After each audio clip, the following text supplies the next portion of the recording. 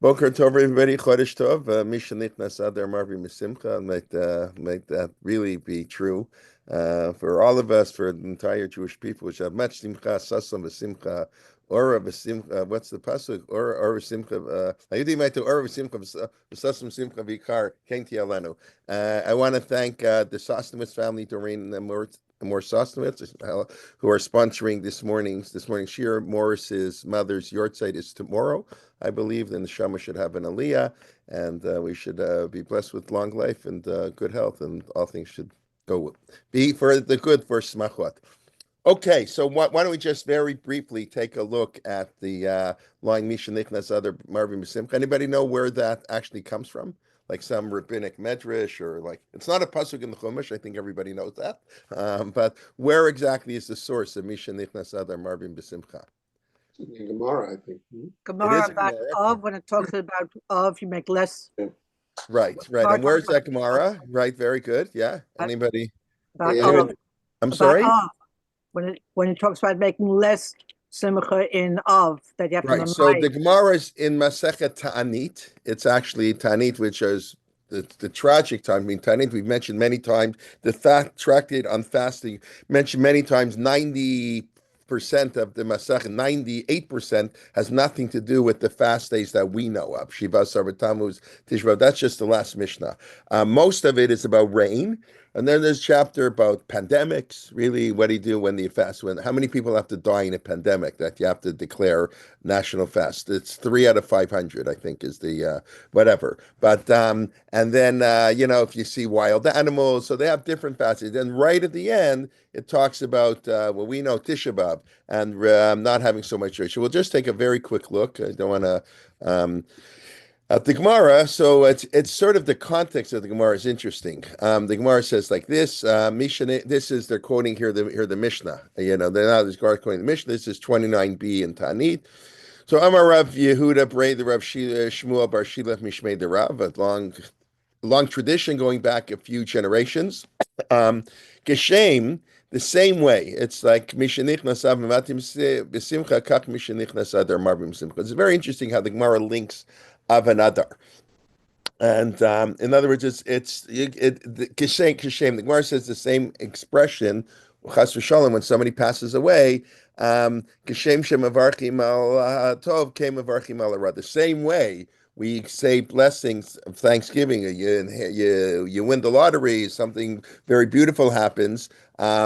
The same way, you also have to make a bracha Dayan Emet when somebody dies. In other words, they're comparing. It's very fascinating, that sort of link.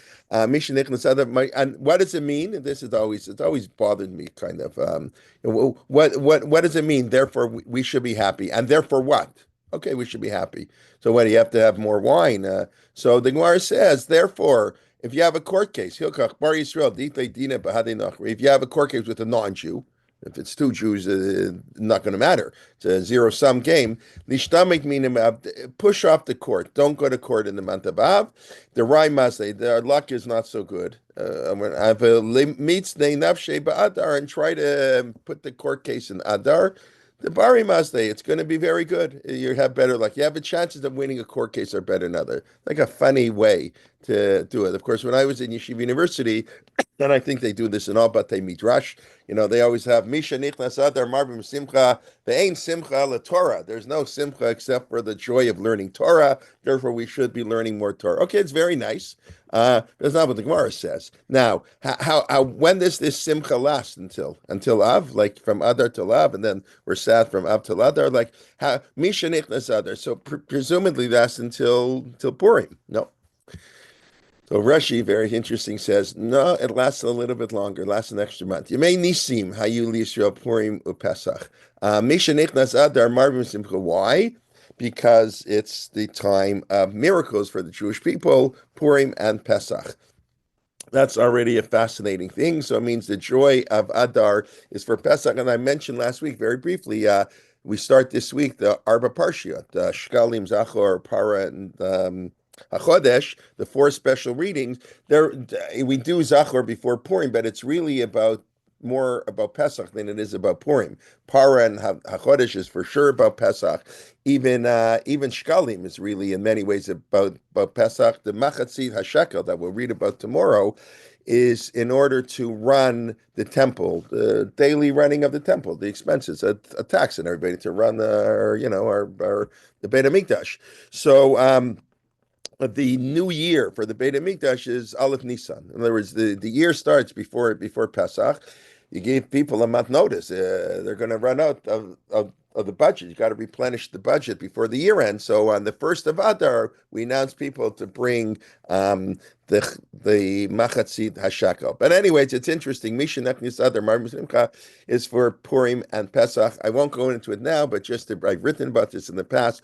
Of course, Purim and Pesach are opposite holidays. If you think about it for half a minute, it's kind of obvious that Pesach is all about God and Purim is all about man. Pesach, we don't mention Moshe Rabbeinu. Purim, we don't mention God. It's a totally, everything. The whole essence of the miracle is totally different. The 180 degrees, and the way, and of course, Pesach is the beginning, is the first holiday historically of the Jewish people, is the founding, and Purim is the last the last holiday. Of course, we have Hanukkah and Yom Ha'atzmaut, and I get it, but that's post-biblical.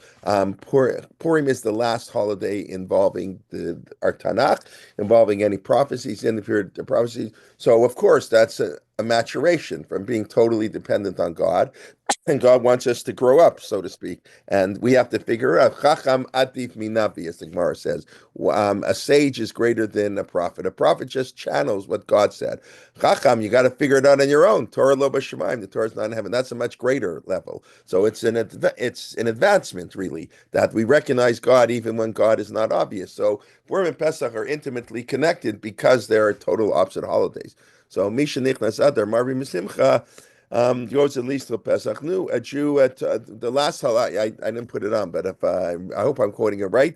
The last four words in the Shulchan Aruch Orach Chaim, the words of the Ramah, or Moshe Yisrael, when we say Shulchan Aruch, we mean, of course, it really means two books. The real Shulchan Aruch was written by Rav Yosef Karo.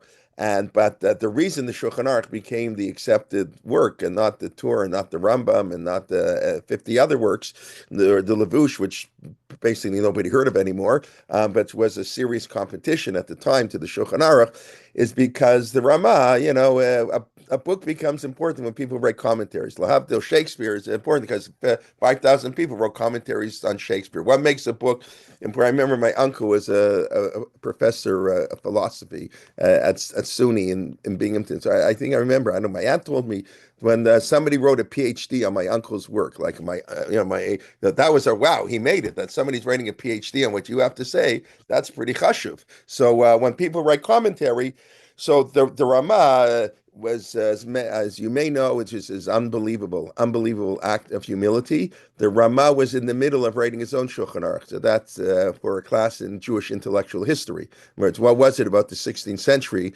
that people on the Levush, there were other codes written at this exact same time. Obviously, there's something in intellectual history that caused the codes written out, just like the end of the 19th century saw effervescence of biblical commentary. The Meshech Chochmah and see all these Gedolim. So there's something that's a different discussion, but obviously it's important. It's not just out of the blue. By coincidence, the Ramah and the Rav Yosef Karo are writing Shulchan Aruch. So, no, it's not a coincidence. But when the Ramah was writing it, and when the Shulchan Aruch came, he said, "Oh my God!" He said, "I don't exactly know what he said. I wasn't there, but he said we don't need my book anymore. This is like amazing. He did it all."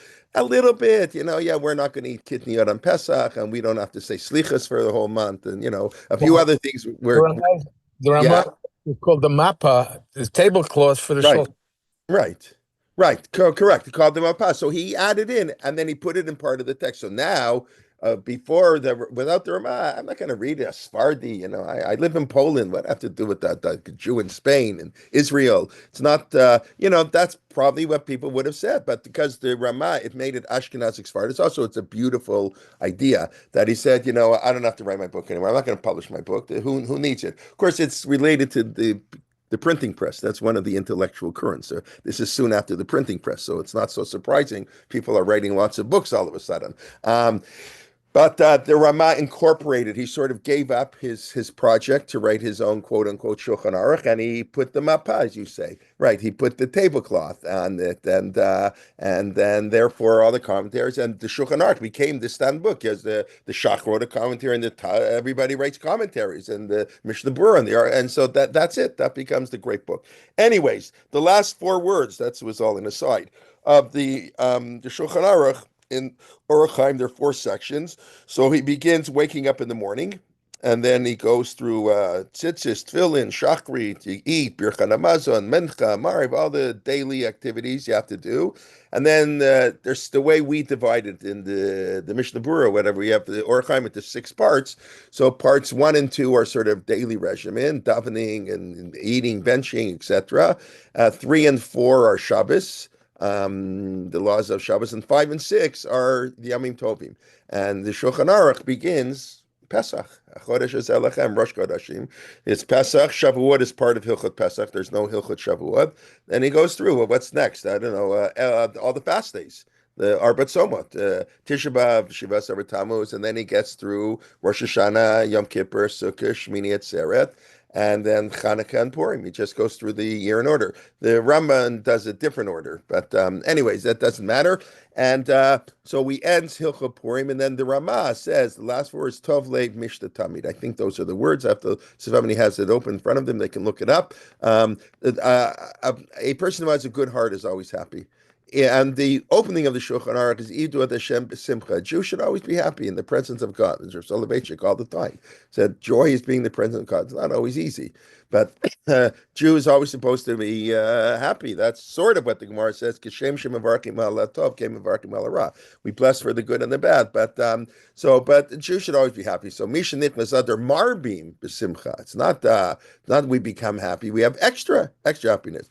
I don't know exactly the extra happiness is a court case, but okay, I guess that and then depending on what type of society you live in, that was just a fascinating way to look at it. But I don't think he's excluding other forms of it. I don't think it's wrong to say, yeah, let's learn more Torah because Torah b'simcha, give more tzedakah. I don't know, just be happy, make weddings. So Adar is Misha Nichnas Adar. I saw something cute just like 10 minutes ago, or maybe 20 minutes ago now. I'll show it to you. I don't. This is not my style exactly, but it's still cute. Ben Yehodaya. This was. I think this is the Ben Ish Chai from Baghdad. So he also wrote a commentary. Or I think this is his commentary on the Agatot, on the non-legal portion of the Gemara. So he says something cute for those who are into this. Mispar Adar. So the gematria of Adar is 205. Reish is 200. Dalit is 4. Aleph is 1. And Av is 3. That's like, very little. So Adar has a lot. Av has very little. And the difference is 202, like Rav, a lot. So the difference, so he says, in 1 month you have a lot. In 1 month you go up a lot of Marbim B'Simcha. Okay, and then he says there are 5, the same way there are 5 prohibitions we have on Tisha B'Av, and the Gemara says there are 5 negative events that happen on Tisha B'Av, 5 things that happen on Shiva Asar Tammuz, 5 things that happen on Tisha B'Av. So he says there are 5 things that happen in Purim. I don't know, you can, if I were to tell you what were the 5 miracles of Purim, I think everybody would have different lists. It's not so clear how you calculate them. Why is 5? Maybe it's 10. But okay, that's okay. That's Ein Sholim Al Hadrush. We allow everybody to give. Homiletically, we have very wide license. So he says, what is the nace? 4 of them are who he wanted to kill. Nashim, Banim, Mubana. Men, women, boys and girls. Okay. You could say that's 1, but that's 4. That's Arbag Zerot. Mita and Shlal, and take their money. And the economics, that's the 5th one. Okay, so that's just kind of interesting. Okay, unless any question, we can move on to the Siddur, but I figure since today's Rosh Chodesh Adar, we should be Zocha be'en Mensh of Simcha, but it's actually interesting, the context of that Gemara, and Misha Nichnas. By the way, Misha Nichnas Av Mematim B'Simcha, so that I believe has to end at the absolute latest on Tu B'Av. because Lo Yu Yamim Tovim Yisrael Ki Yom Kippurim. So it's very interesting. Like, well, isn't Tu B'Av a happier day? I mean, maybe it is, right? So the sadness of Av or Mimati Misimcha is also important. A Jew always has to be happy. You have less simcha. You're supposed to be happy in Av. You're not supposed to walk around depressed enough. I mean, today we don't feel like, I don't think anybody walks around all depressed that there's no temple anymore. I mean, let's be honest with ourselves. Maybe I'm just talking for myself, but I'm not on such a level that I'm all depressed. Really, that I'm depressed that Jewish people don't get along and we fight. That's why we lost temple. I don't miss the korbanos so much. I think we can, whatever. I guess I say that because I mentioned I've been reading Mark Shapiro's latest book on Rav Kook, and it's a fascinating book. I just finished it. So he has a whole chapter. And basically, Rav Kook says, I know it sounds radical for if you had a sort of standard Jewish education without nuance, like just sort of, by the book. So Rav Kook basically says we're not going to have animal sacrifices when the third temple is built. And that's where the rumors come that Rav Kook was a vegetarian. He was not a vegetarian. And maybe during the week, but people say he was not. He ate meat on Shabbos for sure. And he said vegetarian will be in the Messianic era, but there's no need to be a vegetarian now. It says animals would be totally different. He has all kinds of proofs. Reach nichoach, it won't be sweet to God. He has all kinds of drashos, how we can use the Chumash to interpret that in the third temple there will be no animal sacrifices. And I think it sounds sort of unorthodox, and because the classical view, obviously the Rambam says differently. I'm not saying Rav Kook is the only view out there, but I think that's important for a lot of people. Let's be honest with ourselves. If you walked into most shuls and you ask people, are you looking forward to a sacrifice? I don't know that that's a yes. Although I always do try to explain that a sacrifice is just a religious barbecue. It's a beautiful idea. Many of the sacrifices, and when you get into medical school, you're all excited. So you invite 20 friends, you go out, you party at the bar. So Julian says, no, party in the temple. Invite your friends, take a nice big fat cow, invite 100 friends, eat it in one day, because the Korban Toda, the Thanksgiving offering, that's what we're up to Modim. This is what we're getting there right now. It ties into the Siddur.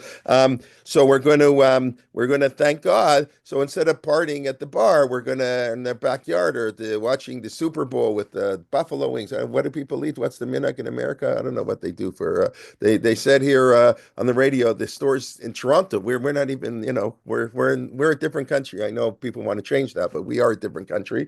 But nonetheless, the Super Bowl is a big deal.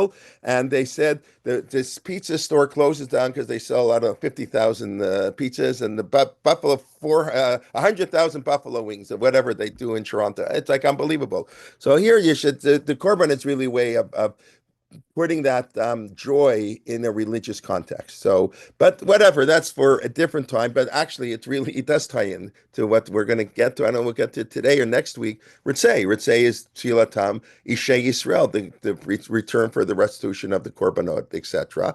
But Rav Kook understood, at least in most of the sources, Rav Kook's always a complex person, and he like all great people, they contradict themselves. The Rambam, everybody contradicts themselves because people are complex people. So great people say different things at different times. They don't, and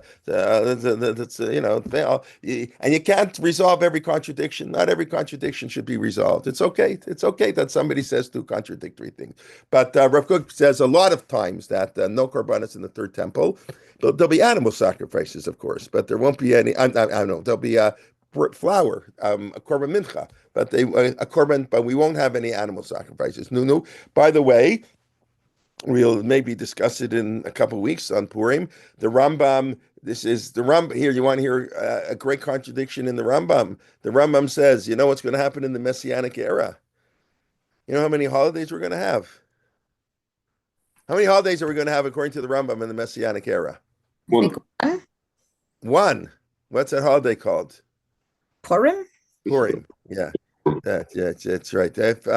I'll look it up in a moment because it's hard to believe. How can the Rambam say that? The Rambam says you're a heretic if you say anything's going to change in Torah.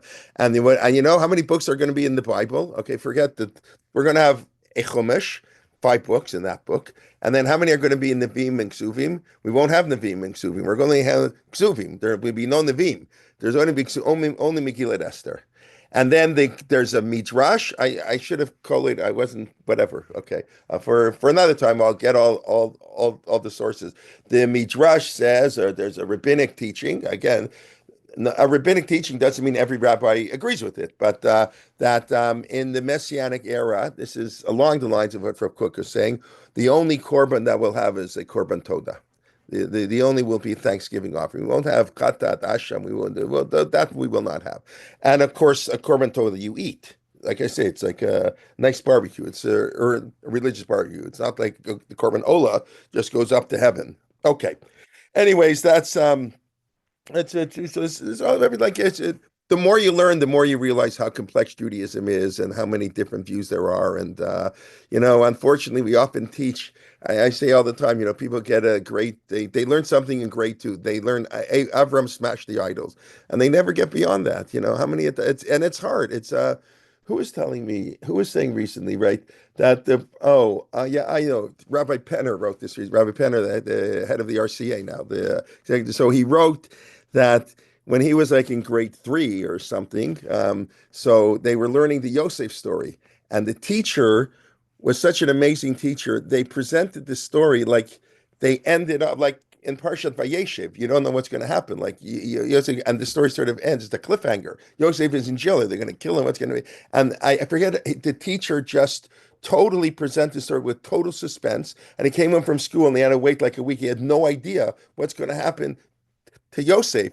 And he says, like, now when he reads the story, it's just not the same. Like, we know the ending. Like, so he got thrown in a pit. Big deal. Like, we know he's coming out. Like, you lose something when when you sort of have this. We know what we learned as kids, and then whatever. It's not exactly the same, but I think that's a beautiful idea. We take these ideas, we can't get them out of our head. So we learned Avram smashed the idols. That's what I think the greatness of Avram. I don't know if he smashed the idols. The Ramban says maybe that's not true. Just some midrash, some rabbi said he's making up it's a poetic license, whatever it is. That shouldn't be the first thing, or that what did they teach people? That the Vashti had a tale, is that they teach that those midrashim. And Rivka was 3 when she got married, like all this stuff. And it's not good because people get a grade 2 education, a grade 2 level, and sometimes they never learn, especially you go to a yeshiva, you never learn Tanakh. They won't teach you Tanakh. It's forbidden to learn Tanakh. Only the Apikorsim learn Tanakh. So they never learn Tanakh, the beauty, the sophistication. Wow. Like Rav Aaron Lichtenstein talking how his PhD from Harvard in literature really opened up Tanakh to him, because you learn Tanakh. You see the beauty, and we can take the wisdom of other nation. So it's a big problem. It's when people have simplistic views, and Judaism is extremely complex and nuanced in many views. Okay, I don't know why I'm going on with this. Let's go back to show. Let's finish Av Shomei Tefillah. I do want to talk about really what the effectiveness of prayer. Shema Kolenu is the last of this section. So we were just a few points that we didn't quite finish up last week. The 13th, the last of the prayers, right? God should hear our prayers. The prayers are heard more once we rebuild our temple. The temple is a place of a prayer. More important than korbanot is the prayers in the temple. So we asked God to accept our tefillot berachamim, beratzon. We discussed with kavana, without kavana, and but it's interesting. We say so we discussed last week. God is a shomei tefillah. God listens to our prayers. He's not a onet tefillah, or he ones sometimes with a no. In other words, we don't. God listens. They have this week at chat. They're having mental health awareness week. And they had a big assembly yesterday, and mental health's a big issue. And of course, when we were growing up, I think most people here, nobody talked about mental health. It just wasn't an issue. Nobody knew about it, whatever it was. I don't think people ever talked about it. Now it's a huge issue. They say 1 in 5, I don't know, I imagine it's no different in the United States, but 1 in 5 Canadians suffer from mental health issues. That's many millions of people. So anyways, but one of the things they're saying, somebody spoke who was a graduate of chat from a few years ago, who's had a lot of mental health issues and is now going for a PhD in psychology in this field. She wants to help people. So she spoke about the importance of listening, not even saying a word, how it was a teacher in chat who basically saved her life, who she could just talk to. She just felt comfortable talking. You don't have to say one word, you just have to sit there.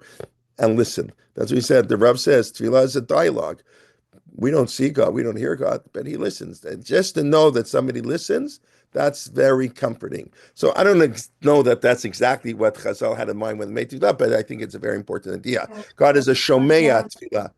Yeah, Debbie, yes. Excuse me. There is a song from um, Stevie Wonder called "Have a Talk with God." Okay. So I don't know, is the noise He's of the from only your house, free Debbie? psychiatrist. I'm right. Yes, Stevie Wonder. I mean, I'm sorry. I mean, I know Stevie Wonder is, but I don't know any of these songs. It's not my my cultural milieu beyond football and hockey But and it's called baseball. It's not so good. "Have a Doesn't Talk with extend to God." movies and Billy Joel and the Beatles. You know, it's sort of So I them like. I heard of the modern singers. Say I don't even know their names, but okay. Anyways, Neither do I. But but I like it's. Stevie Wonder. The truth of the matter, there is a lot. A lot of these movies, even the Beatles, a lot of their words were very powerful and very true. Yeah. Okay. So it's called "Have a Talk with God," Right. and it has he's the only free psychiatrist, and I gave it out once in a tefillah class. If you want Okay. to look it Beautiful. up, it has perfect words. Okay. Okay. Beautiful. That's okay. Very nice. Okay. So that's it. This tefillah is God is a shomea tefillah, and he'll decide how to answer. But that's all we can ask. But we do say that God a little bit. Don't turn us away empty-handed, because I guess to tie in, I don't know. I guess why not? The speaker spoke yesterday. The student, she said that. When she sort of recognized, she didn't know what was wrong. They didn't even identify the issue, and she felt that she was all depressed. And every time she went to speak to somebody, it made the situation worse. Every time she went to get help, it made it worse, because if you get the wrong help, it is worse. And said there are people, but it's hard to find. We know we don't put enough efforts and resources into this. So if you go to somebody and you get nothing, you're not going to bang your head all the time. So I know maybe so God, please, a little bit. If I daven all the time and nothing comes out of it, then what am I wasting my time for? That's just a normal human reaction. Yes, God is a shomer tefillah, but we at least milfanech rekam al tishivenu. Don't let us come back empty-handed. I think that's just a beautiful idea, that we don't necessarily pay attention. Tafasta maruba lo tafasta. If you ask for too much, you don't get anything. Happy. Let's go for a little bit. And then the last part is so I don't forget, how does Nusach Sfarden? So in Nusach Ashkenaz it says because you hear the prayers of the Jewish people in mercy. So we spoke a little before which brachot are universal. Like Chonein Hadad, Hachsirenu B'Tshuva, those are universal. Mivarech Hashanim, the economy for everybody. But it's Rofei Cholei Amo Yisrael.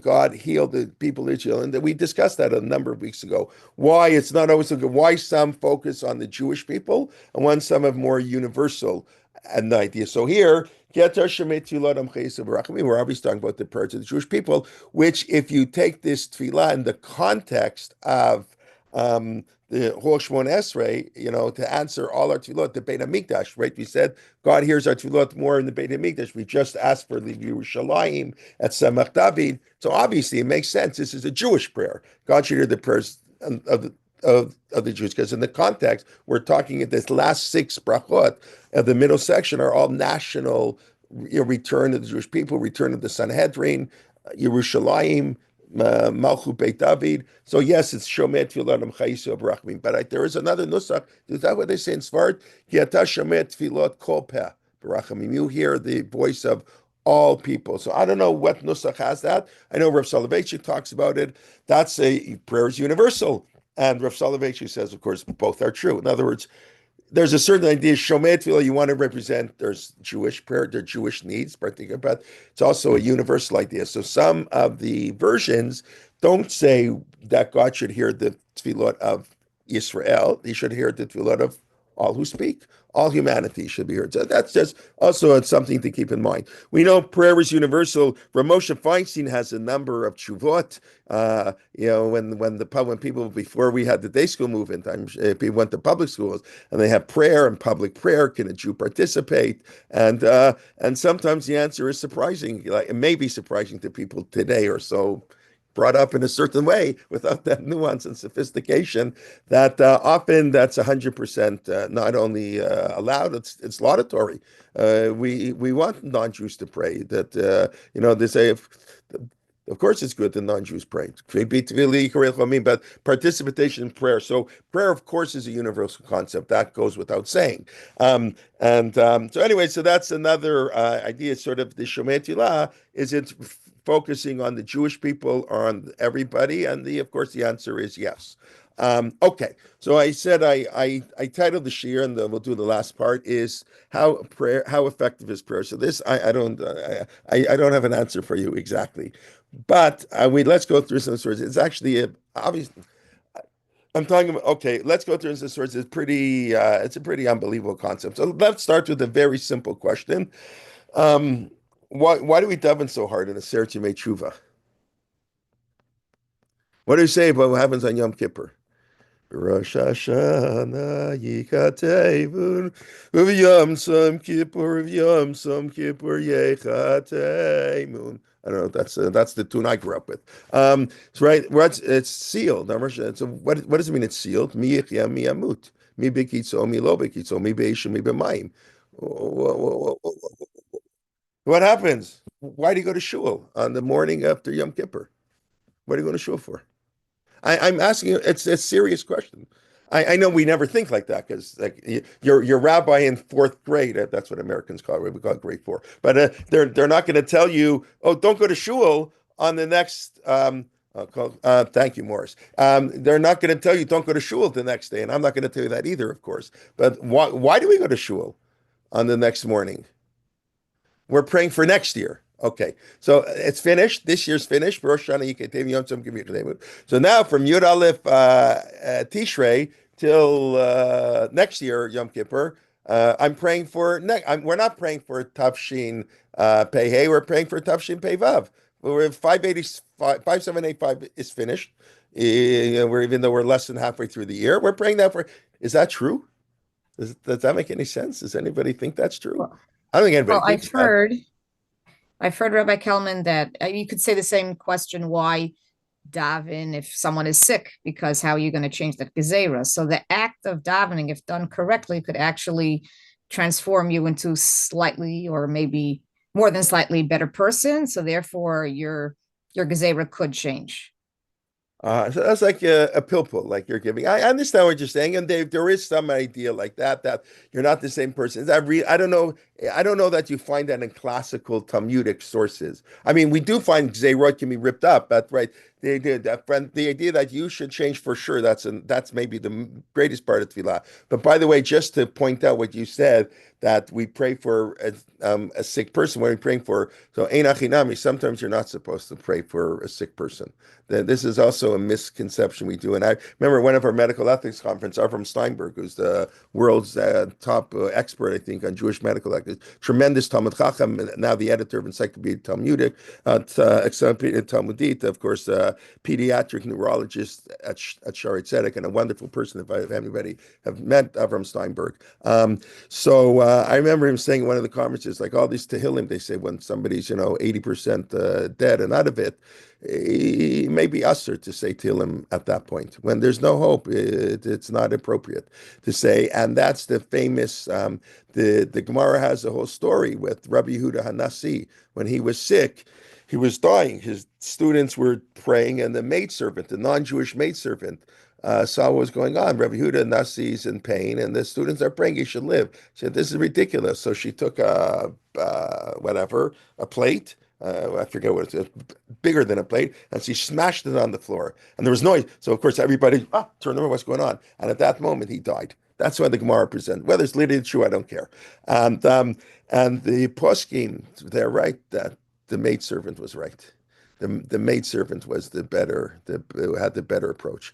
There comes a time where you let them die in peace. I know my brother-in-law is a palliative care doctor, and he's a big believer. And yeah, there's a time to come, and death is part of life. Hopefully, it's at a good age, not the with the Beavis children, but hopefully, But so it is interesting. We shouldn't always pray for people. Yeah, when there's a chance of recovery, you pray. When doctors say there's no person's in pain, and we know Rav Moshe Feinstein has many truvot. A person, he sort of has an idea of 1 year. Rav Moshe developed this idea. The Gemara is Chaye Sha'ah, permanent life and temporary life. Well, everybody's life is temporary, who was the Galbraith, the economist, who said, long term it's a good investment. Yeah, and the long term we're all dead. That's that was his famous comment, I think. It depends how long term, but there is a distinction. So Ramosha, the Gemara doesn't say how long. Ramosha said 1 year. So Ramosha says if doctors never know 100%, but that's okay. Nobody knows anything 100%. If the doctors feel a patient's going to die within a year, so Ramosha says you don't have to do treatment if you're suffering. I mean, if it's literally you have to cut off a finger, that you have to do. But a guy like you can do a DNR basically when somebody's with terminally ill. They're terminally ill. You don't have to do heroic measures to treat them for they got a heart attack. Well, they have last stage cancer, Rahman al-Islam. So you don't have to treat the heart attack, Ramosha, and you don't have to do operations. You don't have to pachka with the person. Let them. So that's a lot of people. I don't know. They're trained that every moment of life is precious, and you do everything to keep them alive.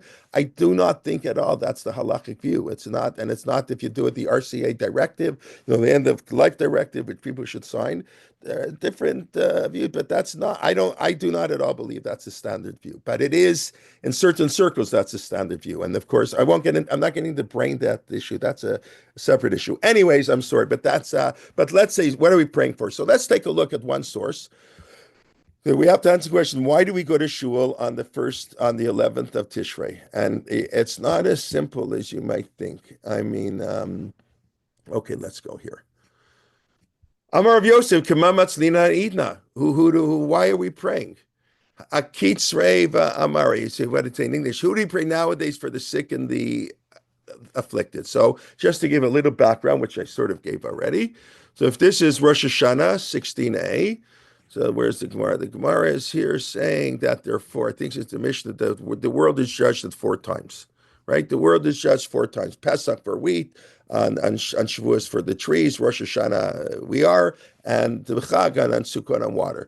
So the Gemara says, okay, so we're judged. So judgment is over. So finished. What do you have? So the Gemara wants to know who authored this Mishnah that there are 4 times. Who is this Mishnah? It's not Rabbi Meir. It's not Rabbi Yehuda. Who authored this Mishnah? Why is it not this Mishnah? Because we learned everybody's judged on Rosh Hashanah, and it's finished on Yom Kippur. Okay. Divrei Rav Meir. Rabbi Yehuda says, no, we were judged Rosh Hashanah, but everyone, we don't know when the final judgment is. Kol echad bizno. But Pesach alatua, or each, you'll be judged. How much wheat you're going to have won't be until Pesach. You're partially judged. So the Gemara goes to Rav Yossi says you're judged every day. In other words, he disagrees with our Mishnah. We're saying these views disagree with the Mishnah. It's not true. It's not true that Yom Kippur is the Yom Adin. Adam nidon b'chol yom. Shenamar v'tivkenu livkarim. Rav Natan omer Adam nidon b'chol shan. The Gemara says our Mishnah is not according to this view because our Mishnah says that it's done on Yom Kippur. Taka, if you believe it's done on Yom Kippur, that's it. There's no point, at least to daven for what just happened.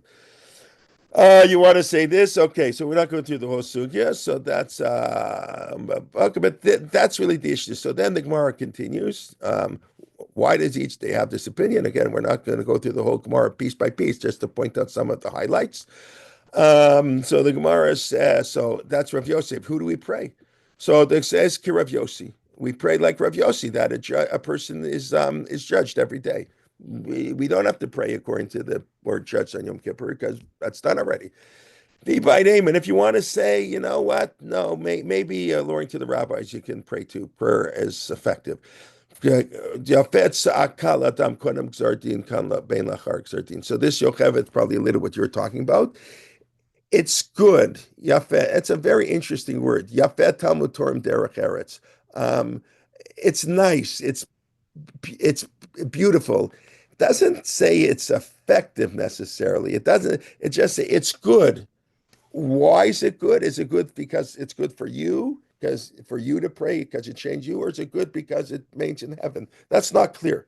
That's not clear who exactly what it's good for. But it's good to daven. It's a man should always pray. Whether it's effective, he doesn't say if it's going to be effective. Even it sounds like even though it's not effective. In other words, ben kodem gzar before the decree is made, and even after the decree is determined, so your prayer is not going to really change anything. It's still good to pray because prayer has it makes you feel good. Somebody listen. It makes you self-reflect. You're going to improve for next time. You're right. What was you got to get punished for last year. Nothing's going to change that, but it's still a good idea to pray. That's what the opinion says. And then the Gemara says how we can, I don't mean to use the term, but basically, how can we bribe God? Right? It says, Asher lo, right? Yisashem panav elecha. Right? That's I'll stop for a minute. The Gemara has, we say Yisashem panav elecha, birkat konim. God will show favoritism. So the Gemara says, what do we go? There's a prohibition. Asher lo yisa paniv, lo yikach shokad. You're not allowed to show favoritism. So how can God do that? So if I remember correctly, the Gemara says, what do you mean? The Jewish people, they say Birkat Hamazon even if they eat olives bread, akazayit bread. It says in Torah Basavata, you only have to say Birkat Hamazon if you're satiated. You have a big meal. You don't have to say Birkat Hamazon if you have a snack. But we're very religious. We love God so much. We want to thank God so much. So even if we have a little kazayit, and the kazayit didn't mean like our kazayit, like 18 matzahs. A kazayit means, a piece like this, and a little nothing, piece of olive to eat. And we still say Birkat Hamazon. Wow. So how can I not show favoritism? That's like unbelievable Gemara. Like basically, I don't know, we bribe God, but it's right. God, it's not that he's showing favoritism. Well, it's just reciprocity. If we're really nice to God, God's going to be really, really nice to us. So that's what the Gemara says, kind of here. That's why we have all these korbanot on these days. Why do we bring the korban omer on Pesach, the barley sacrifice?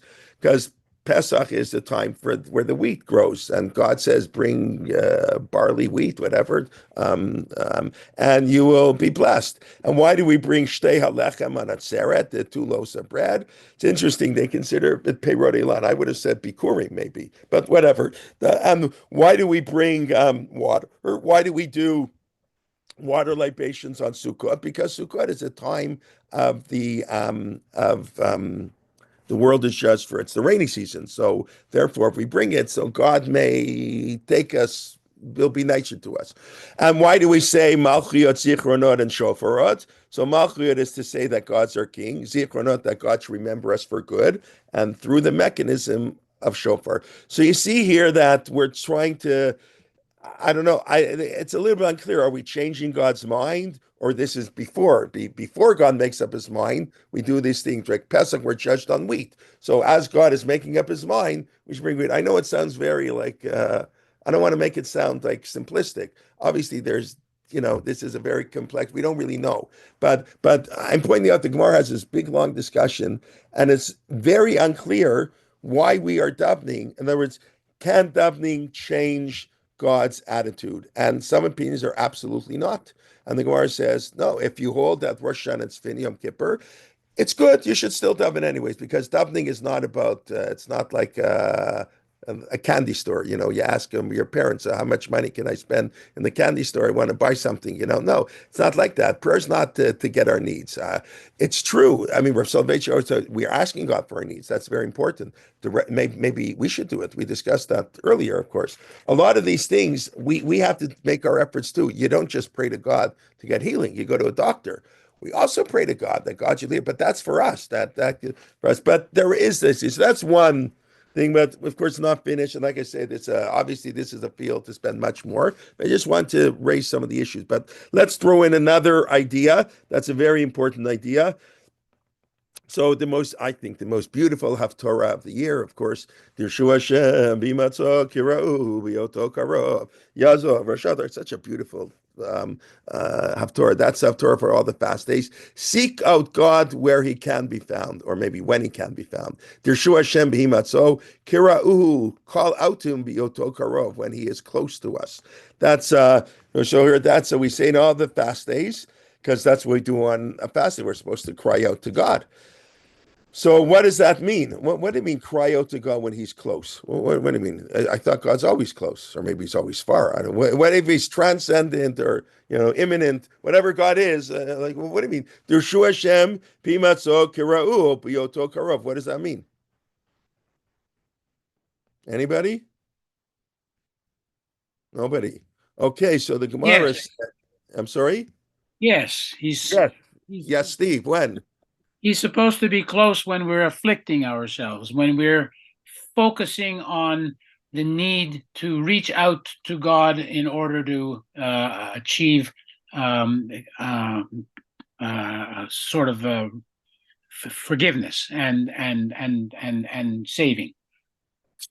Okay, I don't know where's that source from. I'm not really familiar with that. It could be. I just don't know. Do you have a source for that or No, I think. Well, I'm not sure. I think that I may have read a source for it, but I can't recall. But I think the idea that I think that idea is not my own. I think it comes from something. Okay, and maybe I'm not saying. So the Gemara says. I thought I don't know if I have the exact source here, but we'll see in a moment a little bit. The Gemara says Elu Aseret Yamim Ben Rosh Hashanah Yom Kippurim. It's the prayer season. There's a potato growing season and the orange season, and everything has a season. It used to be like today, with world trade. I mean, until as long as we have it. So it really doesn't matter. You can get oranges all year, but it used to be. I remember when I was in Israel after we got married, you couldn't get half the fruits and vegetables half the year. If it wasn't the season, you can't get strawberries in the winter or whatever it is, because it just doesn't grow. Today, that's not true. You just import from wherever you want in the world. Everything has a season. So there's a prayer season. God, like the earth is closest to the sun at certain points of the year, and God is closest to man. Dirshu Hashem b'himatzo. These are the 10 days between Aser Yemei Tshuva. That's when you should call out to God, because that's when God is deciding our fate. And Kirou b'yoto karov, and that's when He's close to us. The rest of the year, not going to work so much. You can also argue. I said when or where, right? Could be where. Dirshu Hashem b'himatzo. The reference to the Beit HaMikdash, to Yerushalayim. Go seek out God, and that's God's place of prayer. Ki beiti beit tefillah yikarei l'chol. It's the same verse, by the way. It's the same parak in Yeshayahu. It's not a coincidence, right? This beautiful Haftorah that we say in all the fast days, except on Yom Kippur, right? Only Yom Kippur we don't say it. So it ends. I think it's here. Vaviotim al harkot shivas yimachtim evei tefilati. Right, come to my house of prayer. This is the same thing. We cry out to God. So where He can be found and when He can be found, He can be found. So Yerushalayim and Aser Yemei Tshuva, that's the place of prayer. That's the time to go to the Kotel and to daven, etc. Now the Gemara, Kelman, yeah, doesn't this refer to Elul also? that's a nice thing. I don't know. It's like Elul is. I don't know. The king is in the field. I don't know. I seem to remember some. Yeah, there are probably midrashim that have Elul, like all these teaching. Listen, obviously we have no idea how God runs the world, and we're not supposed to have an idea. That's this week's parsha. Where we're Truma this week. Kitisa in 2 weeks. Moshe Rabbeinu. Right? God, show me your ways. And God said, no. Nobody knows me. You can only see my back. I'll tell you who I am. I'm a Rachum, a Chanun, Erech Apayim.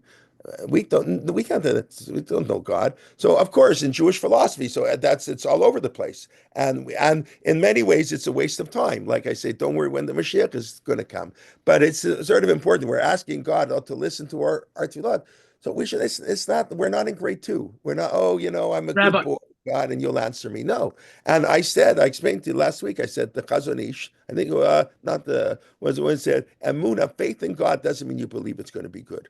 it's maybe more depressing, but it's true. Faith in God means whatever happened, that was the will of God. Not that it will be good. No, it may not be good. So nobody knows. So I think so. All these discussions are all speculative, And of course, we maybe we have to tell the people. I mean, I don't want to get into necessary beliefs like the Rambam has. There's certain things we tell the people that aren't really true because they're not sophisticated enough. It's too damaging. Mark Shapiro has a lot of that in his book with Rav Kook. A lot of things we don't tell the masses, and a lot of things were done. He has an idea. He quotes in certain commentaries. This was one of the things I was blown away from in the book, that a number of medieval commentaries, classic commentaries on the text, they tell you that some of the mitzvot in the Torah were reactions to the false beliefs of the people. So I'll give you an unbelievable example. I couldn't give quotes to Ibn Kaspi, I think, one of the classical Ashkenazic commentaries, I believe. I think it was him, but there are others who say, you know why we had to put blood on the doorpost in Egypt? Because in the ancient world, people were superstitious and they believed that blood had real power to protect. It's a Baba Maisa, but that's what the people believed. So God said, okay, put blood on your doorpost and I'll save you. Make the people feel good. That's like unbelievable. That's really an astounding idea that the Torah itself played along with the false beliefs of people. Again, I'm sure many people didn't like that comment, but this is said by class. It's not said by some Reform rabbi, and if it was said by Reform rabbi, so what? These are classical, from Jews who daven 3 times a day, and learn Torah 15 hours a day and wrote commentaries on the Talmud. That's what we're talking about. So, so it is unbelievable. So it could be. I don't know. That certain things. Yeah, we want to tell people, come Elul. It's very nice. God hears our prayers, but it's not so simple that we just pray. And because you know why? That's how people lose their faith. Because if you tell them, if you're just good, everything will be good for you. I hope people don't teach things like that. Then when it doesn't happen, then God forbid there's a Holocaust. So, I mean, okay, that's an exception that nobody didn't lose their faith. But okay. Rabbi, Rabbi? Yes. So it may have come to me, I'm not sure. Karov Hashem lechol kore'av. Right. He's close. So God is close because you bring him close. Right. But that doesn't mean he answers our prayers. No. I'm not suggesting that. But you asked, the original question you asked was, when is God close? Right. Okay. Well, God can be brought close, according to that. But the Gemara, again, now, it's that when Chazal say it's Yom Kippur, Rosh Hashanah, do they mean that's the only time? No, I don't think they mean it either. It's not. The Gemara is just saying the time where God is most accessible is Aser Yemei Tshuva. Tershu Hashem Mimatzah Karot to be a Kov. That's the time, and that's how our tradition is built. You don't really find that in the Chumash anywhere. That's all rabbinic development. There's nowhere in the Chumash that Rosh Hashanah is a Yom Adin and all this Yom Kippur, and none of that's there. But over time, that's how our tradition has developed, and that's how we live our life, and that's how we should live our life. But I just want to say one other important point. Where is it? I think it's here. Why did I lose it? Not finished. Brachot. Here we go. Rosh Hashanah. Okay, what's this Gemara here? So the Gemara is also talking about Gzar Din, God's Kam Kodem Gzar Din comes. Yeah, this we said already. It's good to pray. This is a different Gemara, but the same idea that it's Yafet Saka Bein Kodem Gzar Din Bein Lachar Gzar Din. It's good to cry out to God, both before and after the decree is filled. So the Gemara wants to know, well, can we change the Gzar Din? So the Gemara says here, the Gemara makes a very important distinction. Just let me find it here. The Gemara says, okay, Minayin Gzar Din Shel Tzibur Sheino Nachtam. How do we know? It's unbelievable. How do we know that the fate of a community is never sealed? God never seals the fate of individuals, yes, but never. The Jewish people are eternal, right? People die, but the Jewish people never die, right? I mean, how do we know that the decree of the Tzibur is never finished? The word says, what are you talking about? It says, I seal your sins before me.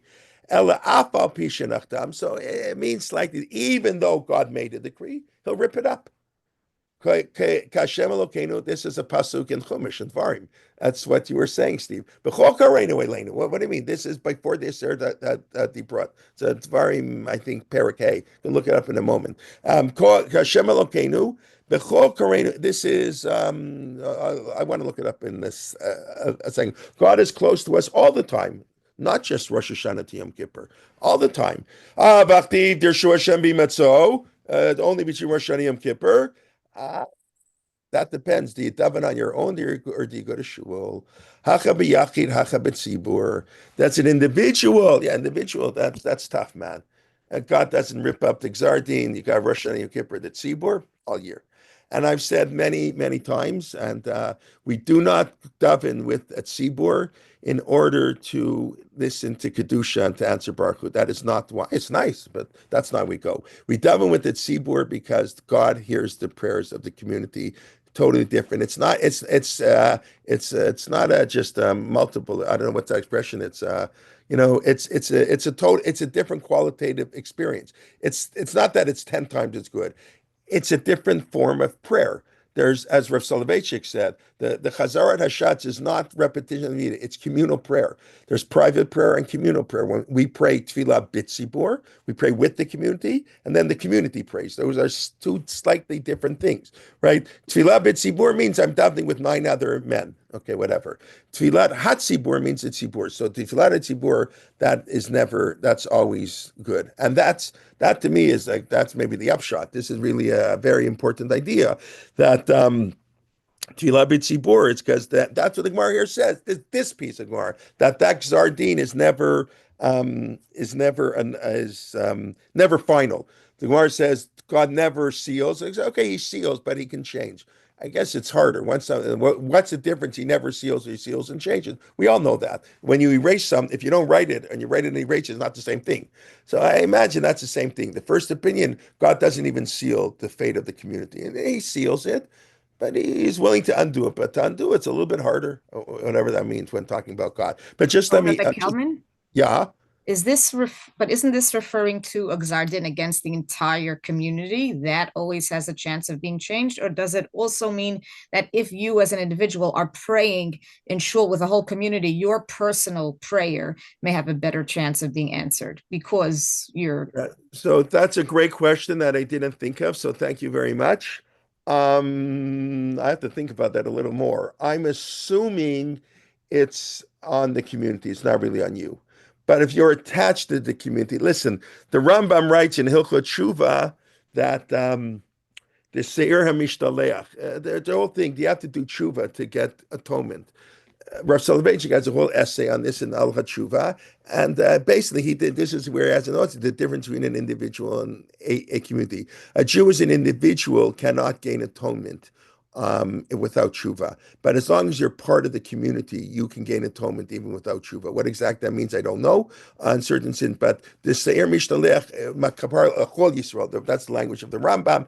The Rambam says that the only time you don't get, you have to do tshuva, and the Seir Mishdalech doesn't work, is you do an Iser Karet, which is, of course, so beautiful. Karet means you're cut off, and maybe it's when a Jew eats chametz on Pesach, that means they don't identify as a Jew. When they eat on Yom Kippur, that's karet. They're like not doing, so then they have to do tshuva. But if you just eat a cheeseburger, you just have some fun. You wear shatnez. I don't know what's so exciting about that, but whatever. I don't know. Think of just regular. I'm not talking about Benedum. Benedum, like just regular, regular lotus. So even if you're eating a cheeseburger the day after Yom Kippur too, but you go to shul on Yom Kippur, you pay membership, you identify as a Jew, then you get a kapara for many of the sins.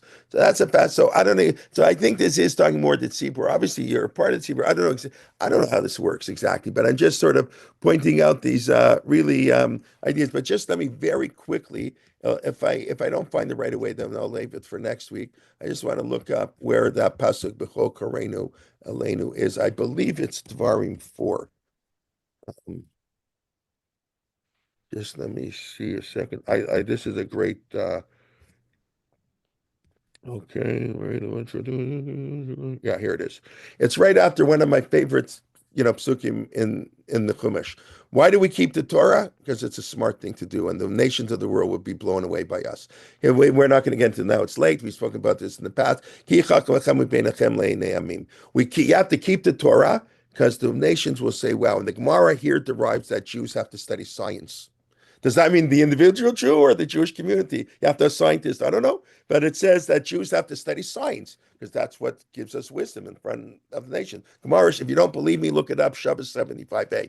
So they're going to see all the laws of the Torah, say, wow. So the Jews have to be the leaders in morality and the leaders in technology. Israel must be the startup nation. That's the fulfillment of this pasuk in the Chumash.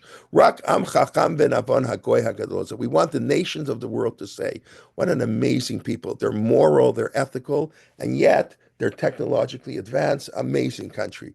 There's no greater nations than us, who has God close to us. Elohim krovim elev kashem Elokeinu b'chol kareinu aleinu. We can call out to him at every time. It's not talking about prayer at all. You understand when the Gemara is using this verse, it's not, the context is not about praying. We're close to God. Yeah, we can call out to him. Not talking whether God answers our prayers or not. But anyways, we'll pick up maybe a little bit next week. I have a couple more sources I think that's important to discuss, and some of them are when God listens to our prayer. But prayer is complex. Prayer is a really hard mitzvah that we say all the time. And, mumbling the words is, I don't want to say it's meaningless, but it's, if you would tell me it's meaningless, I wouldn't argue with you. But it's prayer is with the heart, and prayer is difficult. And we're now okay. Then we're talking explanation. Now we're talking the philosophy of prayer. What is prayer meant? Who's it meant for? Does it really change God? When does it change God? And we should know that our sages clearly in Talmud are struggling with this issue. And the Mishnah says 4 times a year we're judged, Rosh Hashanah, Yom Kippur, and then not this one. This one disagrees. That one disagrees because God said it's got to be every day. Okay, please God, we'll pick up next week. And like I mentioned, unless there seemed to be no consensus, and I know it's always dangerous, but I'll do it anyway. I said so. Please God, 2 weeks today is Purim. We discussed Purim is the day of Kabbalah Satorah, so I'd like to give a shir on Purim. We'll do it at 10:15, I think, an hour later, but Gil, if that works. I understand that people can't come, of course, and obviously it won't be on the Siddur, because I don't want to, but we'll do a class on Purim, I think, and if you can make it, great, and why not? Purim is a day of Kabbalah Satorah, our rabbis say, and if you can't come, I more than forgive you. You can maybe I have to ask you to forgive me that I'm giving a shir on Purim, but it's okay, I hope. Okay, let's just quickly review. So we said, just to finish, we said Adar, we should be happy in Adar. We should always be happy. Jew always has to be happy. Tov Lev Yismach Tamid. You have to be extra happy in Adar and a little bit less happy in Av. But the extra happiness of Adar goes through Pesach, because that's the time of miracles. And we discussed Purim and Pesach are opposite holidays of each other. They frame the year. It's a maturation process from dependence on God to man standing up on his own 2 feet. Then we discussed Shomer Tefillah, that God should hear a little bit, at least new. Just listening is good. That's therapeutic. God listens, but we don't want to go empty-handed. If somebody listens, there comes a point you have to feel there's some impact. But we shouldn't go by empty-handed. And then we talked Shomer. Do we end the bracha with a Jewish theme or a universal theme? And like I said, yes, both are true. Prayer is there's special prayer for Jews, and praying for Jews, but we also pray for the whole world, and the whole world can also pray. We pray for them, for the benefit of the whole world, for all of mankind, and we also say all of mankind should pray. And then we got into a difficult discussion on what are we praying for? How effective is prayer? Is prayer really for God? I mean, of course, I didn't even discuss the question. Well, God needs us to pray. He doesn't know what we need. Obviously, the point is we have to say it, right? You can know we all understand that in modern psychology. A person has to express it themselves. God doesn't need us to pray. But the question is, can our prayers have any impact on God? That's more complicated, especially after, at a certain level, yes. And but what happens when the decree is sort of sealed on is it sealed on Yom Kippur? No. Some say that's not true. No. That's the one view in the Mishnah. But we actually hold the view of Rav Yossi that God judges every day. There's no final judgment. There's no every day. You live your life every day. You have to live your life properly. There's no judgment. It's an amazing idea. that would turn Yom Kippur into. We still have Yom Kippur because it's in the Chumash. Because in Yom Kippur, you have other things you have to fast. But the concept of Yom Kippur is very different. But that's what the Gemara says. And then we said that we make the big distinction between individuals and communities. Okay, let's see any comments and questions. Nusach Sfarad is called Amchezo, also refers to Yisrael. Okay, so I don't know, but there are definitely, I know Rav Soloveitchik quotes it that Tfilot call what did I say?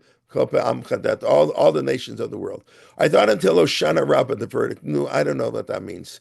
Whatever it means at Yom Kippur, there's it's some Kabbalistic sources, so I know nothing about Kabbalah, even though I'm over 40. Still, I don't know what that is. I really don't understand this Hoshana Rabbah thing. Yeah, people say maybe it's the suit people. I don't want to say it again, but yes, there is some idea that and that's of course what we do. The Chazan gets up in a Gittel, we do a little bit of the Rosh Hashanah Nusach, a little bit, but it's what I really think it is.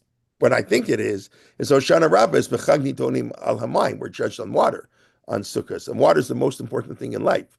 So in many ways, Hoshana Rabbah is the most important day of judgment. The whole world's fates. It's not that Yom Kippur extends to Hoshana Rabbah. I think this is part of B'chag Nitonim al Hamayim, and that's what Hoshana Rabbah is all about. All their prayers. Look what the Hoshanas are all about. It's all about water. It's all about water. We don't pray for water officially till Shmini Atzeret because we don't want it to rain where we're supposed to eat it in the sukkah, but in theory, we're supposed to be praying for rain on Sukkot. So that's what I think, but I don't know if somebody wants to enlighten me with the Kabbalistic notions of Hoshana Rabbah. I don't know. Pray for a sick person who comes will die peacefully. That is correct.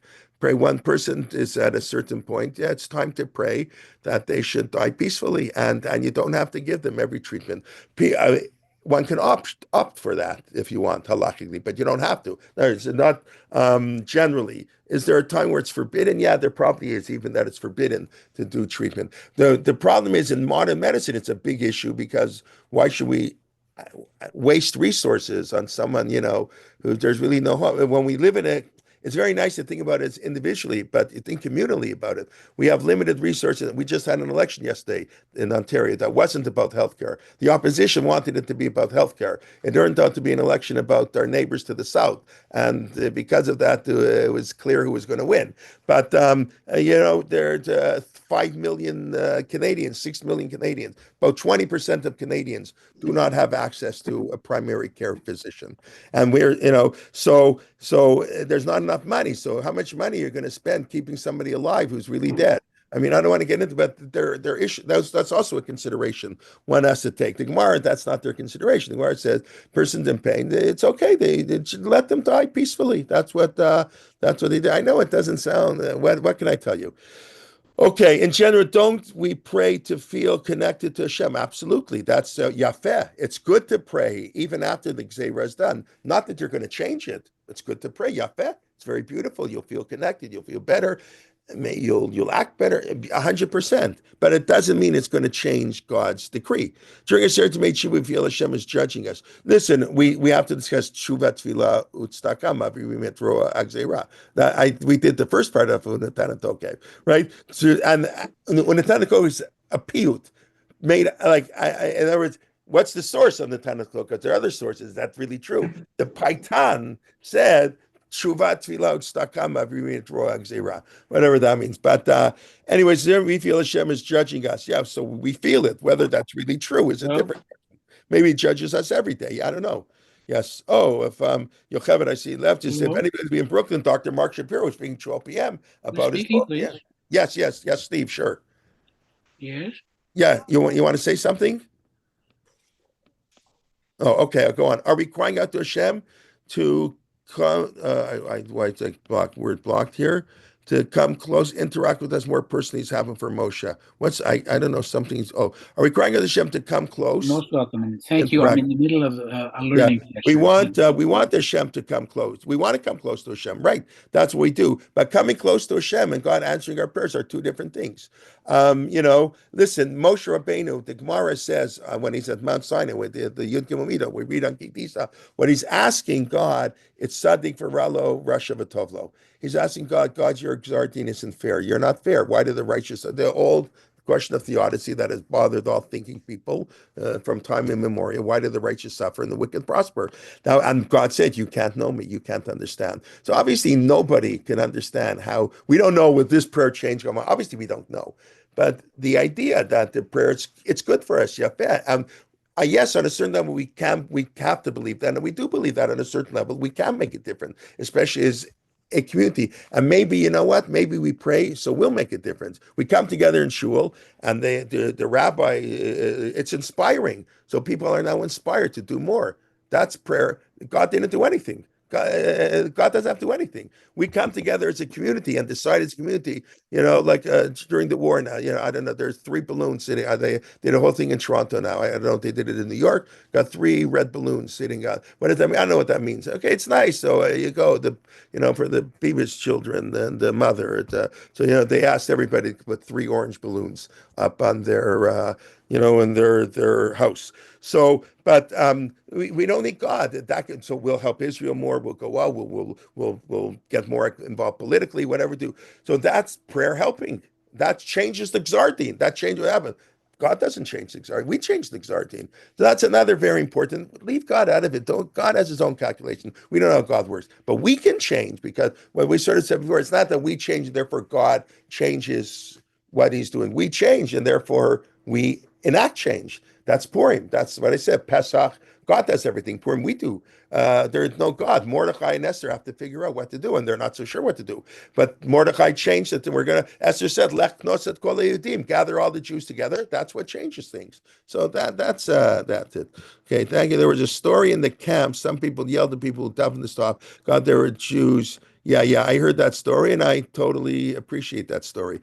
I've said many times, very quickly, that the Anshe Knesset Agdola, if you remember when we discussed it, are called the Anshe Knesset Agdola because Daniel didn't say the word Gibor, and Yirmiyahu didn't say the word Norah, I believe. So Ha'el Agadola Gibor V'Norah is said by Moshe Rabbeinu. They changed it, and the Anshe Knesset Agdola restored it to our Tefillah, Ha'el Agadola Gibor V'Norah. So the Gemara says, what a chutzpah. Daniel, like a reform, what is he doing? He's taking out what Moshe said, and the Gemara says it's unbelievable. They knew God is a God of truth, and they didn't see the strength of God. They saw in the destruction. I'm not going to say God is powerful. No, I went through the Holocaust. God forbid people went through the Holocaust. No, God, I'm mad at God, and that's. I think if you're not mad at God, you need a psychiatrist. And I think God wants you to be mad at him. He wants Avram. When God says to Avram before he's destroying storm, am I going to hide from Abraham what I'm doing? What's God saying? God's talking to himself. I better tell Avram. Why does God? Obviously, he wants Avram to argue with him. He's not telling him, like before, like I'm giving you a scoop in the newspaper so you can get the first scoop on the news that I'm destroying Sodom. Obviously, God is telling Abraham in that because he wants him to argue with us. So, that's the Gemara says that Daniel and Yirmiyahu said God is a God of truth, and I don't see the Gvura of God. It's like unbelievable. It's a Gemara in Yuma 69a, I believe. Look at it. It does. So yes, there are Jews say I can't daven now, and whatever. We don't judge other people. Shabbat Shalom, Chodesh Muvarach. Yes. Okay, thank you very much. If we daven at home and arrive at shul and they're davening Mida, do we say it again? No. You can listen again. If you've already davened home, you come to shul, davening Mida. No. You answer Amen. By the way, answering Amen is as if you're saying it again. That's what the Chazar Hashatz, what's originally meant for people who didn't know how to pray. And they would come to shul and they would listen. Amen. It's as if they prayed. So, but we wouldn't tell you to say the words again. Okay, everybody. Any other Chodesh Tov? If you have any other comments, questions, happy to take them. But thank you very much. We look forward to learning with you next week. And Rabbi Leiptak kicks off on Sunday. Of course, I'm sure many of you saw we have this program on mental health, sort of coping and resilience next Sunday. It's a powerful program. It takes these things, into a new level, with trauma and everything, unfortunately, that's going on. So that's next Sunday, March the 9th. It's a 5-hour program and change. And don't forget, I just remembered, we changed I told the Israeli speakers the wrong time, but now I got in contact with all of them because they're only going to be 6 hours ahead that day because we changed the clock next Saturday night. Anyways, want to wish everybody Shabbat Shalom, Chodesh Tov, and all the best. Thank you. Okay, bye-bye.